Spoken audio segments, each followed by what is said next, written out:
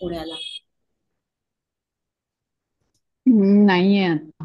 Okay okay ठीक. हरे कृष्ण, स्वागत आहे सर्वांचं. श्री श्रीविंद इस्कॉन मँगलोर तर्फे घेतला जाणारा हा लेवल 2 चा अभ्यासक्रम. यामध्ये आज आपण अध्याय 17वा श्रद्धात्रय विभाग योगचं अध्ययन करत आहोत. तर प्रथम आपण मंगलाचरणने सुरुवात करूया.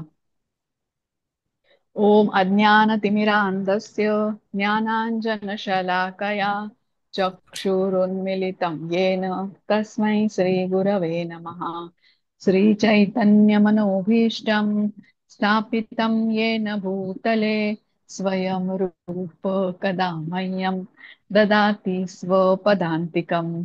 हे कृष्ण करुणा सिन्धो दीनबन्धो जगत्पते गोपेश गोपिका कांत राधा कांत नमोस्तुते। तप्त कांचन गौरांगी राधे वृंदावनेश्वरी वृषभानुसुते देवी प्रणमामि हरिप्रिये। नमः ओं विष्णुपदाय कृष्णप्रेष्ठाय भूतले श्रीमते भक्तिवेदांत स्वामी इति नामिने। नमस्ते सारस्वते देवे गौरवाणी प्रचारिणे निर्विशेष शून्यवादी पाश्चात्य देशतारिणे। जय श्री कृष्ण चैतन्य प्रभु नित्यानंद श्री अद्वैत गदाधर श्रीवासादि गौर भक्त वृंद। हरे कृष्णा कृष्णा कृष्णा हरे हरे, हरे राम राम राम हरे हरे।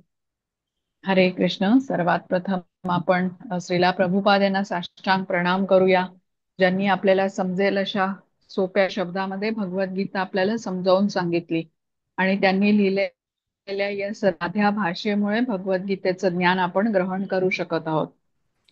श्री श्री राधा गोविंद इस्कॉन मँगलोरचे अध्यक्ष नामानिष्ठ दास प्रभूजी यांना सादर प्रणाम करूया, ज्यांनी हा अभ्यासक्रम बनवला आणि झूमच्या द्वारे आपल्या सर्वांना उपलब्ध करून दिला, त्यामुळे घरी बसल्या या संधीचा आपण लाभ घेऊ शकलो। अन्वय माताजींना प्रणाम करते, ज्यांनी मला भगवद्गीता शिकवली, श्लोकांचा अर्थ मला समजावून सांगितला। तसंच इस्कॉनच्या सर्व टीमचे धन्यवाद, विशेषतः टेक्निकल टीमचे, ज्यांच्या सहकार्यानेच आपल्याला हा उपक्रम घेणं शक्य होत असतं। वर्गाला उपस्थित असणाऱ्या सर्व भक्तांचं स्वागत परत एकदा आणि सर्वांना सादर प्रणाम। तर आपण अध्याय 17वा श्रद्धात्रय विभाग योगचं अध्ययन करत आहोत आणि आपण या अध्यायामध्ये बघतोय की जीव प्रकृतीच्या 3 गुणांच्या संपर्कात आल्याने त्या गुणांच्या प्रभावाने त्याला विशिष्ट स्वभाव प्राप्त होतो आणि ज्याने भगवंतांची शरण घेतलेली नाहीये, तो या 3 गुणांना पार करू शकत नाही। भगवंतांची शरण घेतली म्हणजे या 3 गुणांना पार करून तो गुणातीत झाला, विशुद्ध सत्व गुणामध्ये स्थित झाला। पण ज्याने ही शरण घेतलेली नाहीये तो प्रकृतीच्या 3 गुणांनी बद्ध आहे आणि त्यांची श्रद्धा ही या 3 गुणांनीच मिश्रित होते। जसं आपण उदाहरण बघितलं की आपण चष्म्याला जर का लाल रंगाची काच लावली तर आपल्याला सगळ्या गोष्टी लाल रंगाच्याच दिसतात। तसंच जर का भगवंतावर श्रद्धा नसेल तर व्यक्तींची श्रद्धा ही 3 गुणांनी प्रभावित होते। आता सर्वच गोष्टींवरती म्हणजे हे प्रकृतीचे 3 गुण केवळ श्रद्धेवरच नाही तर आहार, यज्ञ, तप, दान इत्यादी जीवनाच्या सर्व गोष्टींवरती प्रभाव कसा टाकतात हे आपण आज बघणार आहोत। 7व्या श्लोकापासून सुरू करतोय ना माताजी आपण आज? 6 झालेत बहुतेक, हो 5वा आणि हो, 6वा सातवा. बरोबर ना? हा, सातवा व्हायचा आहे. सातवा 7वा व्हायचा. पासून सुरू करायचं आहे हो बरोबर। हो हा चालेल। हा मग वाचता तुम्ही, श्लोक वाचता। हो हो हो. हा। हरे कृष्ण.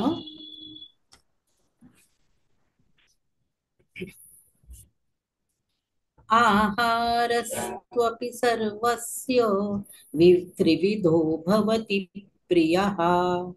यज्ञस्तपस्तथा दान तेषां भेदमिमं शृणु। हरे कृष्ण.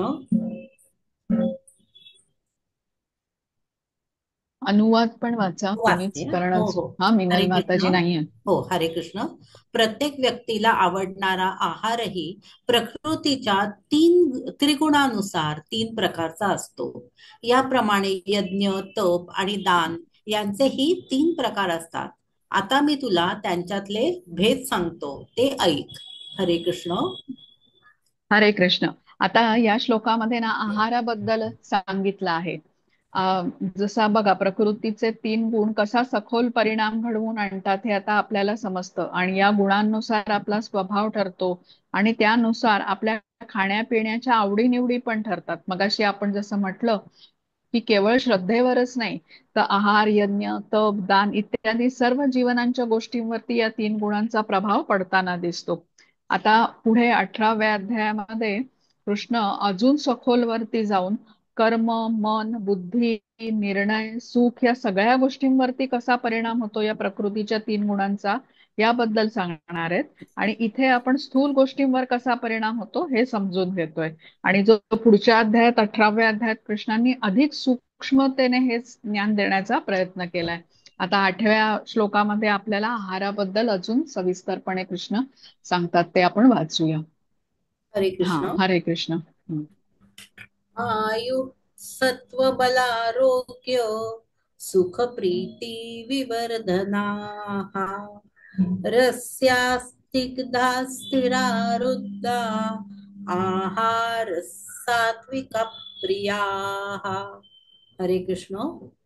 सत्वगुणी मनुष्यांना प्रिय असणारा आहार त्यांचे आयुष्य वृद्धिंगत करतो, जीवन शुद्धी करतो आणि बल, आरोग्य, सुख, संतोष प्रदान करतो. असा आहार रसयुक्त, स्निग्ध, पौष्टिक आणि हृदयाला संतुष्ट करणारा असतो. हरे कृष्ण. हरे कृष्ण. आता आपल्याला सर्वांना माहितीये की काही विशिष्ट पदार्थ आपल्याला खायला खूप आवडतात, आणि ही आवड या तीन गुणांच्या प्रभावामुळे होते. आता हे श्लोक वाचल्यावरती आपल्याला लक्षात येतं की जसं आपण अन्न खातो तसंच आपलं मन असतं, आपले विचारही तसेच असतात. मनाचा शरीरावरतीही डायरेक्ट परिणाम होताना दिसतो. आपण 14व्या अध्यायामध्ये जेव्हा रजोगुणाबद्दल सविस्तरपणे जाणून घेतलं होतं, त्याच्यामध्ये रजोगुणी आहाराबद्दल आपण विशेष समजून घेतलं होतं की मनाला कसे उत्तेजित करतो हा आहार रजोगुणाची वृद्धी करायला. त्यामुळे आपण समजतं की मनावरती आहाराचा परिणाम होतो, आणि मनाचा परिणाम शरीरावरती होतो. तर आता सात्विक आहाराचं महत्व आपल्याला माहिती आहे. सात्विक आहार कसा असतो? आयुर्वर्धक असतो, चित्तशुद्धी होते त्याने. म्हणजे आहार शुद्ध सत्वशुद्धी, सत्वशुद्ध ध्रुवा स्मृती असं म्हटलेलं आहे. आता शाकाहार तर असायलाच हवा, पण कृष्णांना अर्पण करूनच तो प्रसाद म्हणून आपण खावा असं आपल्याला सांगितलंय, ज्याने मन, इंद्रिय ही शांत राहतील. आपण भगवत भक्तीवरती आपलं लक्ष केंद्रित करू शकू त्यामुळे. आता म्हणजे इथे काय समजून घ्यायचंय आपल्याला, की जे शांत चित्त असतील त्यांचा आहारही तसाच सात्विक असतो. आता अन्न म्हटल्यावरती ना त्याचे तीन उद्देश असतात. आपण का अन्न खातो? तर एक तर ते आयु प्रदान करतात आपल्याला, तसंच आपल्या जीवनाला शुद्ध बनवण्यासाठी पण या आहाराचं महत्व असतं, आणि शरीराला हे अन्न बळ देत असतं. आता बळ असेल म्हणजेच आपली तब्येत जर का स्वस्थ असेल, आपण निरोगी असू, तर आपण या शरीराच्या द्वारे आता बरीच काही कामं करतो. म्हणजे आध्यात्मिक प्रगतीसाठीही शरीर आपल्याला आवश्यक असतं. आता आपण सर्वजण मी शरीर नसून मी आत्मा आहे या स्तरावरती नाही आहोत. तर त्यामुळे म्हणजे आपलं अजून शुद्धीकरण व्हायचंय, चित्तशुद्धी आपली पूर्ण झालेली नाहीये. तर म्हणून शरीराचं स्वास्थ्यही आपल्याला जपणं फार आवश्यक आहे, जे शरीराच्या द्वारेच आपण आध्यात्मिक प्रगतीकडे आपल्याला ते घेऊन जाईल. तर सात्विक अन्न हे कसं ताजं असतं, साधं असतं, पण स्वादिष्ट असतं, पचायला हलकं असतं, आणि ज्याने शक्ती तर मिळतेच, पण त्याशिवाय बुद्धीही तल्लख होते, कुशाग्र बुद्धी होते, दीर्घायू आपल्याला मिळते, आणि जीवनाची क्वालिटी चांगली राहते. सात्विक आहार हा इथे म्हटल्याप्रमाणे रसयुक्त असतो, स्निग्ध असतो आणि पौष्टिक असतो. आता रजोगुणी व्यक्तीबद्दलही आपल्याला माहितीये. रजोगुणी व्यक्ती हा तेलकट, मसालेदार किंवा तिखट असे पदार्थ खाणं पसंत करतो. त्याची आवडच असते. रजोगुणाच्या प्रभावामुळे तसे तसे अन्न खाण्याची, आहार घेण्याची त्याची आवड असते. साधं जेवण जेवण्याची वेळ जरी आली तरी मग असे लोक त्याला बेचव म्हणून नावं ठेवतात. तर एक मिनिट, मी जरा पुढचा श्लोक बघते. तो रजोगुणावरती आधारित, हा इथे आहे. हा वाचा बरं माताजी, हे आपल्या मग रजोगुणाचं समजून घेऊ आपण. 9वा श्लोक.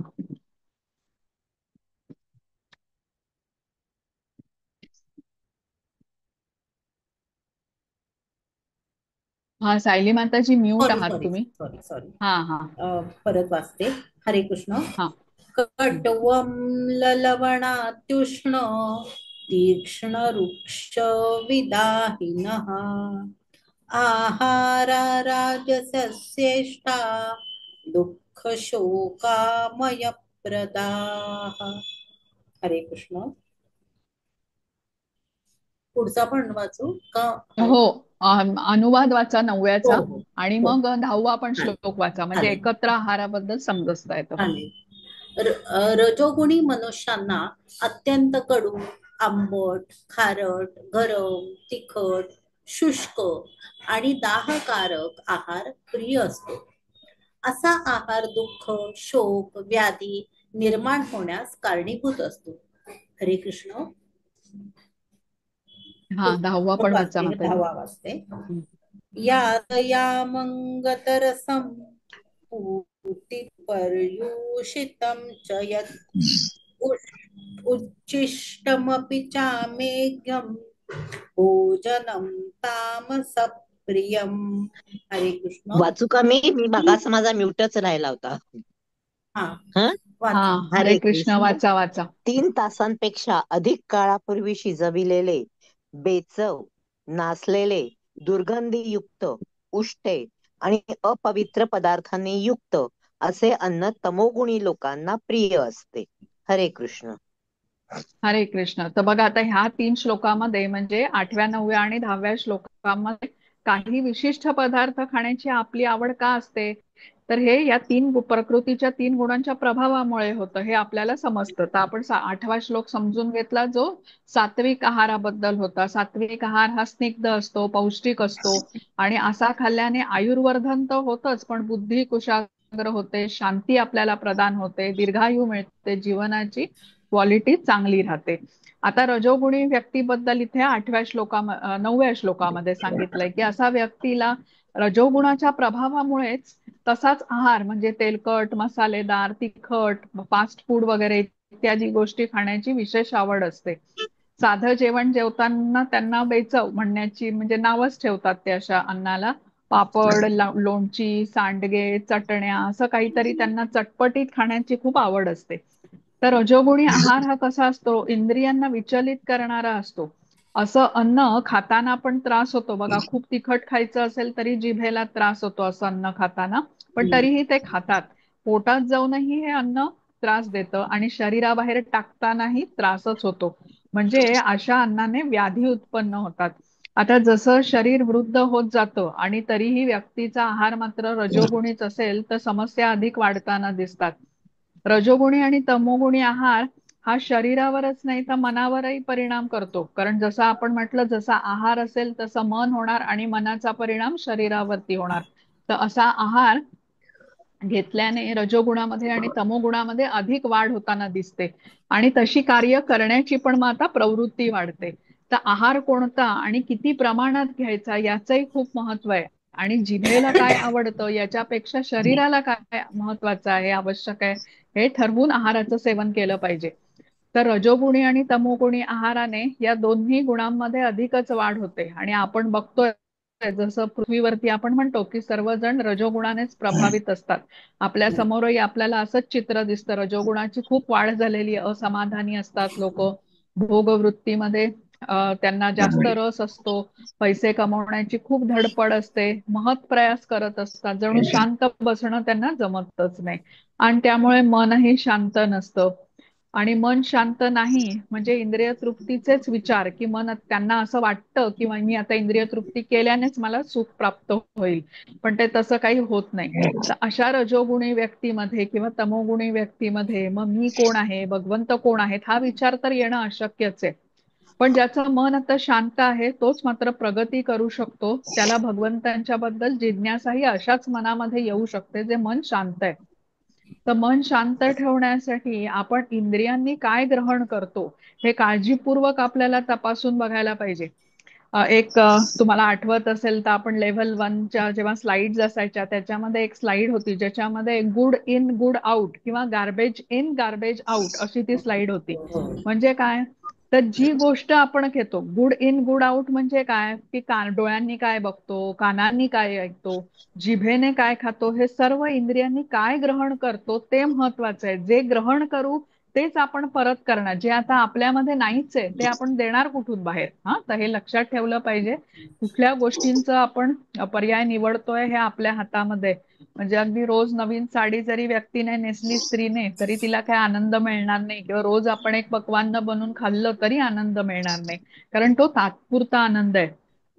जसं म्हटलं जातं की जिभेवर आहे तोपर्यंतच त्या गुलाबजामाची चव असते, पोटात गेला की संपतं, आणि अधिक सेवन केलं तर तेही योग्य नसतं. तर म्हणून इथे आपल्याला समजतं की रजोगुणी व्यक्तीला हे जे तिखट, मसालेदार, तेलकट किंवा खारट, कोरडे पदार्थ खायला असे जास्त आवडतात. जिभेला ते बरे वाटतात पण पोटामध्ये मात्र ते व्याधी निर्माण करतात. ऍसिडिटी इत्यादीचा त्रास रजोगुणी आहार घेतल्यानेच होतो.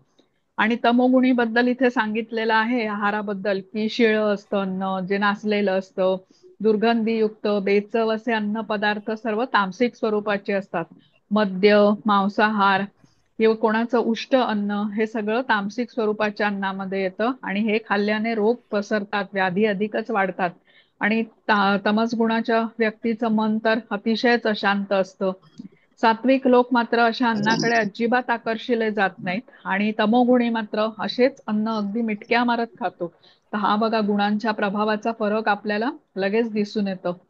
आणि अन्न शिजवून 3 तासाच्या आत जर का ते खाल्लं नाही तर मात्र ते तामसिक होतं, इथे आपल्याला असं सांगितलेलं आहे. पण जेव्हा आपण आता मन लावून कृष्णांच्यासाठी अन्न तयार करतो आणि त्यांना अर्पण करून मग प्रसाद खातो, तर तेव्हा ह्या अन्नामध्ये जो दोष असतो तो निघून जातो. आणि असं अन्न जो प्रसाद आहे तो संध्याकाळी जरी आपण खाल्ला तरी मात्र तो सात्विकच मानला जातो. तर भगवत प्रसाद ग्रहण केल्याने आपल्याला माहितीये की मेंदूच्या पेशी उत्तम रीतीने कार्य करू शकतात, सूक्ष्म विचार करण्याची शक्ती मनामध्ये येते, कारण मन शांत असतं, आणि शांत मनानेच आपण ही जिज्ञासा करू शकतो की मी कोण आहे, भगवंत कोण आहेत, आणि मग ही जिज्ञासा पुरवण्यासाठी आध्यात्मिक ज्ञानाकडे आपण वळतो. तर त्यामुळे भक्तांच्यासाठी भगवत प्रसाद हे उत्तम भोजन मानण्यात आलेलं आहे. तर जेवढं आपण सत्वगुणी असू तेवढंच भगवत भक्तीमध्ये जोडून घ्यायला भक्ताला सोपं आहे. आणि त्यासाठी सात्विक आहार किंवा सात्विक जीवनशैलीची जोपासना करणं हे खूप महत्वाचं सांगितलं गेलंय. तो थोडक्यात काय समजून घेतलं या 3 श्लोकामधून की सात्विक आहार म्हणजे ज्याच्यामध्ये फळं आहेत, भाज्या आहेत, धान्य आहेत, हे शुद्ध मानलं गेलेलं आहे. आणि असा आहार घेतल्याने मनाला, शरीराला शांती प्राप्त होते, बुद्धी तल्लख होते आणि शरीर चपळ राहतं. राजसिक आहार मसालेदार, तेलकट, खारट, अधिक अशा स्वरूपाचा असतो. आणि हा आहार घेतल्याने उत्तेजना वाढते, अस्वस्थता वाढते, रजोगुणातच वृद्धी होते. आणि रजोगुण वाढला की मनुष्य इंद्रिय तृप्तीकडे अधिक आकर्षित होतो. तामसिक आहार म्हणजे शिळा, प्रक्रिया केलेलं, पचनाला जड असं अन्न घेतल्याने आळस येतो, मनुष्यामध्ये येतो, मंदता येते, एक प्रकारची उत्साह नसतो. आणि सात्विक आहार तोही कृष्णांना अर्पण करून प्रसाद म्हणूनच भक्तांनी ग्रहण करावा असं आपल्याला शास्त्रामध्ये सांगितलंय. सर्व इंद्रियामध्ये जिभेचा संयम करायला सगळ्यात अवघड असं मानलं जातं. तर त्यामुळे या जिभेला संयमित करायचं असेल तर कृष्ण प्रसादच खाण्याचं खूप महत्व आहे. अन्यथा जिभेचं नियंत्रण होणं अवघड आहे, आणि जीभच नियंत्रणात नाही तर आहारही ती तसाच म्हणजे तिच्या स्वादानुसारच खाल्ला जाईल, जो इतर इंद्रियांना उत्तेजित करेल. म्हणून भक्तांना जेव्हा कृष्ण भावनेमध्ये प्रगती करायची आहे तर त्यांनी कृष्ण प्रसादच खावा हे आपल्याला सांगितलंय. आता 11वा श्लोक बघूया. हरे कृष्ण. हो, एक सेकंड. हरे कृष्ण. अफलाकांक्षिभिर्यज्ञो विधिदृष्टो य इज्यते यष्टम यष्टव्यमेवेति मनस समाधाय सात्विकः. हरे कृष्ण. हरे कृष्ण. फलाची आकांक्षा न करणारे, आपले कर्तव्य म्हणून शास्त्रविधीनुसार जो यज्ञ करतात तो सात्विक यज्ञ होय. हरे कृष्ण. हरे कृष्ण. आता 3 गुणांचा प्रभाव यज्ञांवर कसा पडतो हे सांगितलेलं आहे. तर फळाची अपेक्षा न ठेवता जेव्हा यज्ञ केला जातो त्याला सात्विक यज्ञ असं म्हणतात. आता सात्विक यज्ञ कसा आहे? शास्त्राला अनुसरून आहे, कर्तव्य समजून केलेला आहे आणि कुठल्याही भौतिक लाभाची इच्छा न ठेवता असा यज्ञ केला जातो. जसं आता आपण विभूती योग शिकलो, ते 10व्या अध्यायामध्ये 25वा श्लोक होता, ज्याच्यामध्ये कृष्ण म्हणतात यज्ञानाम जप यज्ञोस्मी. म्हणजे काय की यज्ञामध्ये यज्ञ मी आहे आणि कलियुगासाठी हा नाम जप आपल्याला यज्ञ समान सांगितलेला आहे. युग धर्म म्हटला जातो कलियुगासाठी हरिनाम जपाला. आता शास्त्रामध्ये जे सांगितलेलं नाही, म्हणजे जो यज्ञ शास्त्राला अनुसरून नाही अशा मार्गाने आपण मात्र जर का यज्ञ केला तर तो अयोग्य ठरतो. उदाहरणार्थ आता कलियुगामध्ये ध्यान करण्यासाठी सांगितलेलं नाही, युगधर्म आपण हरिनामाच्या जपाला म्हटलेलं आहे. सत्ययुगासाठी ध्यान करणं हा मार्ग होता. तर त्यामुळे ह्या कलियुगामध्ये ध्यान करणं आता हा सात्विक यज्ञ मानला जात नाही. पण आता तसंच जप करायला जरी सांगितलेला असला तरी भौतिक लाभ मनामध्ये धरून किंवा भौतिक हेतूसाठी आपण तो जप करू नये. म्हणजे कुठलं संकट आपल्यावर असेल ते दूर करण्यासाठी जप करणं हे असा जर का हेतू असेल तर तो सात्विक यज्ञ होणार नाही. म्हणजे या श्लोकामध्ये बघा विधी दिष्टो असा शब्द आलेला आहे, म्हणजे शास्त्राला अनुसरून, आणि यष्टव्यम असा शब्द आहे म्हणजे कर्तव्य म्हणून. तर अशा 2 प्रकारे हे शब्द महत्वाचे आहेत की शास्त्राला अनुसरून आणि कर्तव्य म्हणून जेव्हा यज्ञ केला जातो तेव्हा तो सात्विक स्वरूपाचा असतो. तर काही जण बघा होम हवन करतात, पण ते जर का काही लाभाच्या हेतूने केलेलं असेल, भौतिक लाभ मनामध्ये धरून केलेलं असेल तर ते सात्विक यज्ञ ते मानता येणार नाही. माताजी याचं तात्पर्य वाचता का या श्लोकाचं? मिनल माताजी. तात्पर्य: मनामध्ये काहीतरी हेतू ठेवून यज्ञ करणे ही सामान्य प्रवृत्ती असते, परंतु या ठिकाणी सांगण्यात आले आहे की फलाची आशा न ठेवता यज्ञ करावा, कर्तव्य म्हणूनच यज्ञ केला पाहिजे. या बाबतीत मंदिरातील कर्मकांडाचे उदाहरण योग्य आहे. सामान्यतः असे कर्मकांड भौतिक लाभ प्राप्तीच्या हेतूने केले जाते, परंतु ते सात्विक असू शकत नाही. कर्तव्य म्हणून मनुष्याने मंदिरात गेले पाहिजे व त्याने भगवंतांना वंदन करावे आणि पुष्प नैवेद्य इत्यादी अर्पण करावे. प्रत्येकाला वाटते की भगवंतांची केवळ आराधना करण्याकरता मंदिरात जाणे व्यर्थ आहे. आर्थिक लाभासाठी आराधना करणे हे शास्त्र संमत नाही. अर्च विग्रहाला दंडवत करण्याकरिताच केवळ मनुष्याने मंदिरात गेले पाहिजे. यामुळे मनुष्य सत्वगुणामध्ये स्थित होईल. प्रत्येक सुसंस्कृत मनुष्याचे कर्तव्य आहे की त्याने शास्त्रोक्त विधींचे पालन केले पाहिजे आणि भगवंतांना प्रणाम केला पाहिजे. हरे कृष्ण. हा, हरे कृष्ण. आता अर्च 12वा श्लोक विग्रहाचं वाचूया. नवीन जाणवलं. हा, अर्चा विग्रहाबद्दल जे सांगितलंय ते त्याच्याकरता ना. हा, दंडवत करण्याकरता हे नवीन जाणवलं. हो हो हो. हा, आता 12वा श्लोक बघू आपण. हरे कृष्ण. अभिसंधाय तु फलं दंभार्थमपि चैव यत् इज्यते भरतश्रेष्ठ तयज्ञं विधि राजसम्. हरे कृष्ण. हरे कृष्ण. परंतु आवाज बंद झाला मीनाताई. मीनाताई. हो, म्यूट झालात तुम्ही माताजी. सॉरी. हा. तोपर्यंत सायली वाच तू हवं तर, हो हो. परत हे घेईपर्यंत. परंतु हे भरतश्रेष्ठा, दंभार्थ किंवा भौतिक लाभ प्राप्तीसाठी जो यज्ञ केला जातो तो राजसिक यज्ञ असल्याचे जाण. हरे कृष्ण. हरे कृष्ण. आता जसं माताजींनी म्हटलं की अर्च विग्रहाला दंडवत करण्याकरिताच केवळ मनुष्याने मंदिरात गेले पाहिजे. म्हणजे बघा हेतू काय असला पाहिजे आपला मंदिरात जाण्याचा. तर सात्विक यज्ञ हाच महत्वाचा सांगितला गेलाय, कारण त्यानेच परिवर्तन घडून येणार आहे.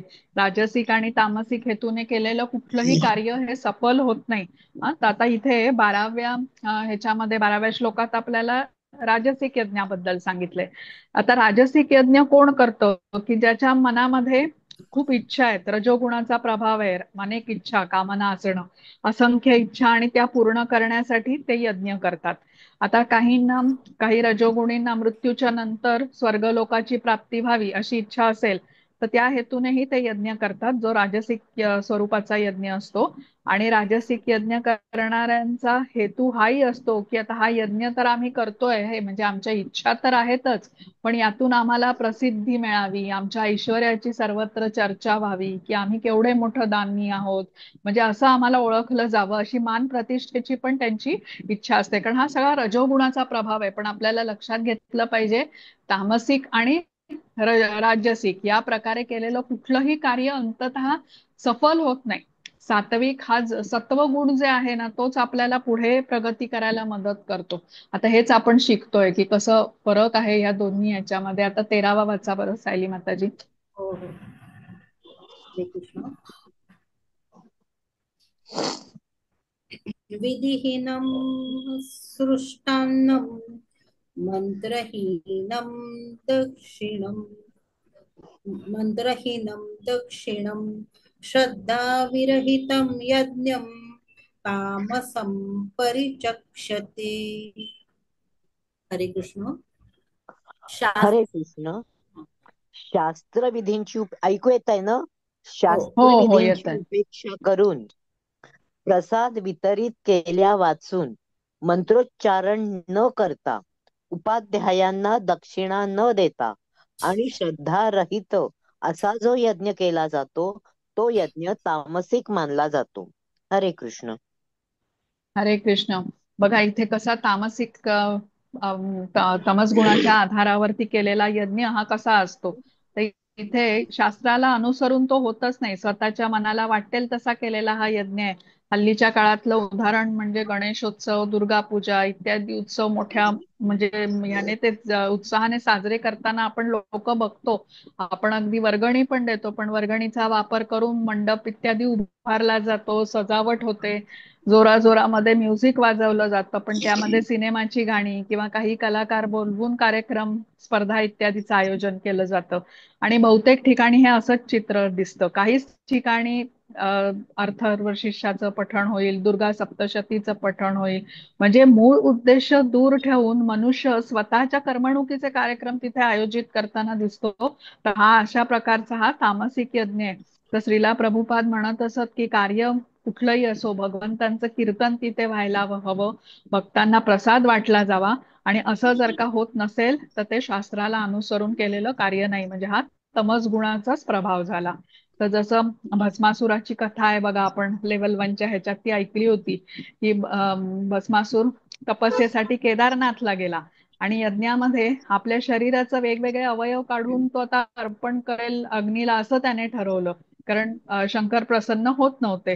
तर बघा अशा प्रकारे कुठेही शास्त्रामध्ये या प्रकारे अग्नीला आहुती देण्याबद्दल कुठेही उल्लेख नाहीये. तर तसंच दुसऱ्यांचं अहित करण्यासाठी पण जो यज्ञ केला जातो ना, तोही तमस गुणाच्या प्रभावात असतो. आसुरी प्रवृत्तीमुळे असे यज्ञ केले जातात, पण ह्याचा लाभ मात्र काहीच होत नाही. आता 14वा श्लोक. हरे कृष्ण. हरे कृष्ण.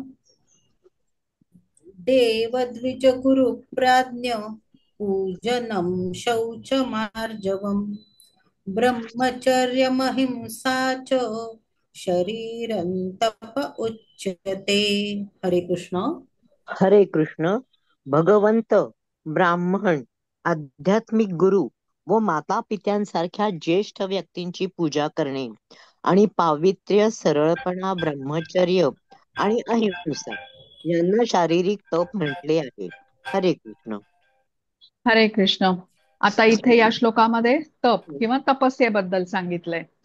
तर तप म्हणजे काय, तापणे किंवा तप्त होणे या शब्दापासून आलेला तपस्या हा शब्द आहे. तर तप्त होणे हा कसा अग्नीचा गुणधर्म आहे. कुठलीही गोष्ट जेव्हा अग्नीच्या संपर्कात येते तेव्हा ती तप्त होते. तर सोनं बघा, जसं खाणीमध्ये ज्या स्वरूपात मिळतं तेव्हा त्याच्यामध्ये खूप अशुद्धता असतात, तर त्यामुळे ते चकाकत नाही.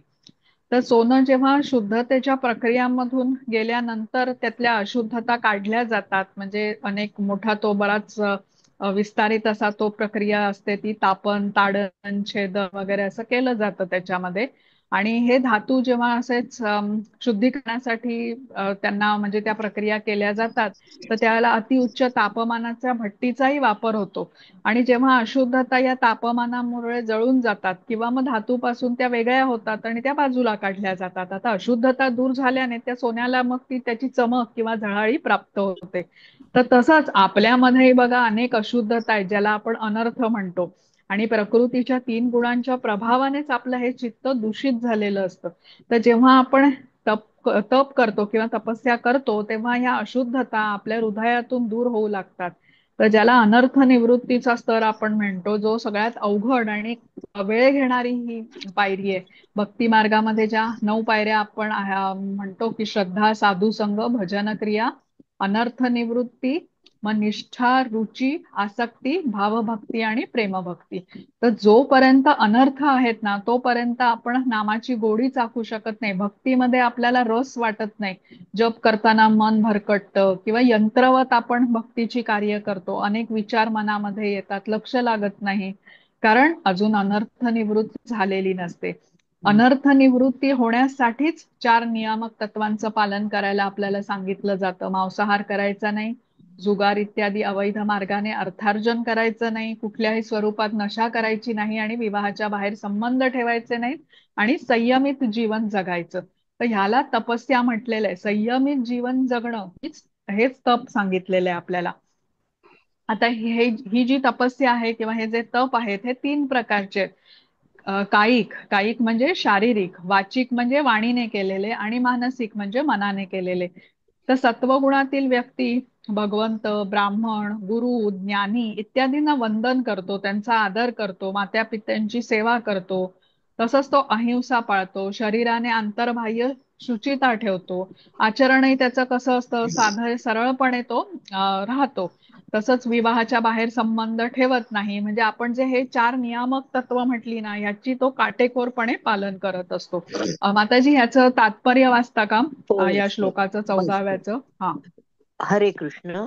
या ठिकाणी भगवंत विविध प्रकारच्या तपस्यांचे वर्णन सर्वप्रथम ते शारीरिक तपाचे वर्णन करतात.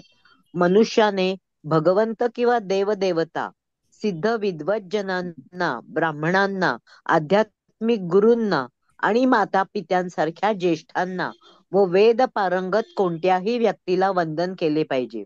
या सर्वांना योग्य तो सन्मान दिलाच पाहिजे.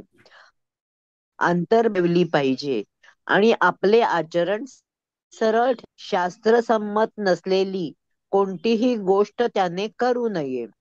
वैवाहिक संबंधाव्यतिरिक्त अन्यत्र कुठेही त्याने लैंगिक संबंध विवाहा अंतर्गत शास्त्रसंमत आहे.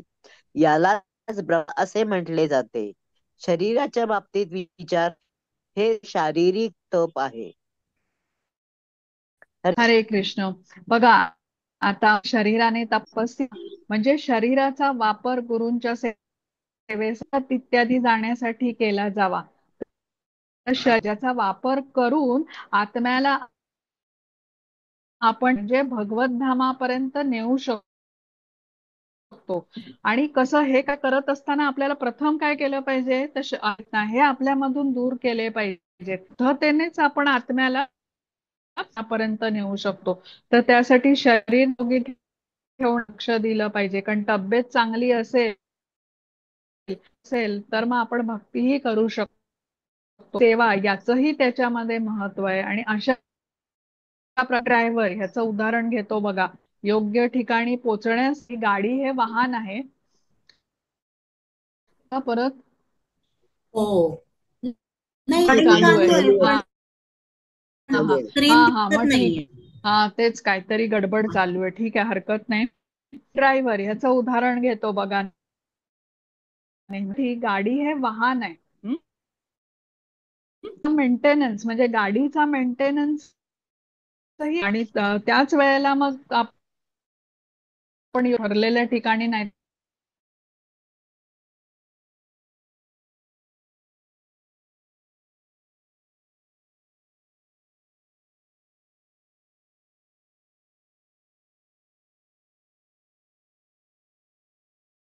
तर तेव्हा शरीराच्या लाभ म्हणजे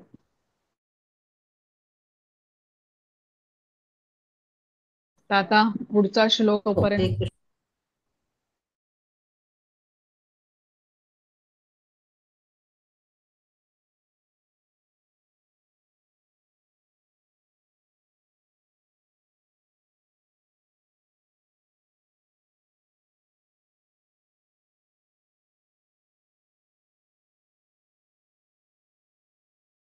कृष्ण